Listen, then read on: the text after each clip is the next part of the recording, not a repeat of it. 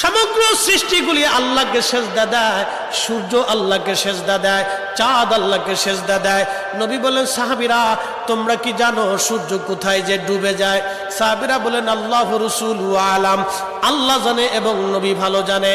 আল্লাহ নবী বললেন, সাহাবীরা রে, সূর্য যেতে যেতে আরশে মুআল্লার নিচে যায় আল্লাহকে সেজদা দিয়া সুবহানা রাব্বিল আলা বলে সূর্য পড়তে থাকে, আর সুবহানা রাব্বিল আলা বলে সূর্য তাসবিহ পড়তে থাকে, আর বলে, হে রব, আপনি যদি অনুমতি দেন পৃথিবীবাসীর জন্য আবার আলো নিয়ে ফিরে যাব, আর অনুমতি যদি না দেন আমি আপনার কুদরতি কদমে সেজদায় পড়ে পড়ে কাঁদতে থাকবো।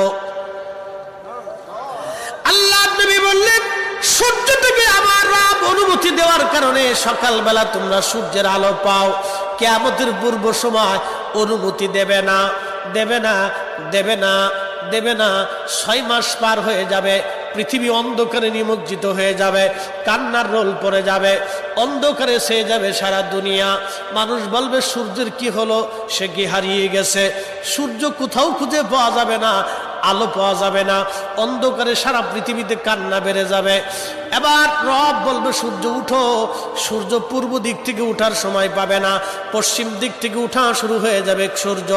আল্লাহ নবী বললেন, তওবার দরজা বন্ধ হয়ে যাবে, আর ওই সময় দক্ষিণ দিক থেকে একটা বাতাস আসবে। সমস্ত ইমানদার সেই দিন মারা যাবে, কোনো ইমানদার আর থাকবে না। আল্লাহকে আল্লাহ বলে ডাক দেওয়ার মতো কেউ থাকবে না। আল্লাহ ইসরাফিলকে বলবে, ইসরাফিল সিংহায় ফুঁক দাও। আল্লাহর এই ফেরেশতা সিংহা হাতে নিয়ে মুখের কাছে নিয়ে আল্লাহর আরশে মুআল্লার দিকে তাকায় থাকে, একটা সেকেন্ডের জন্য এদিক আর ওদিক করে না।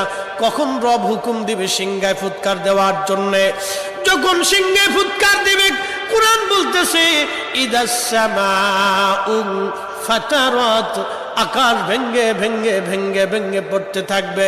ওয়া ইদাল কাওয়াকিবু তাসারাত, সমগ্র নক্ষত্রগুলি ভেঙ্গে ভেঙ্গে ভেঙ্গে ভেঙ্গে পড়তে থাকবে।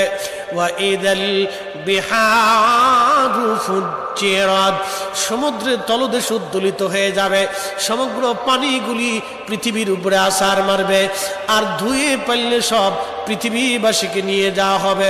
ওয়া ইদাল কুবুরু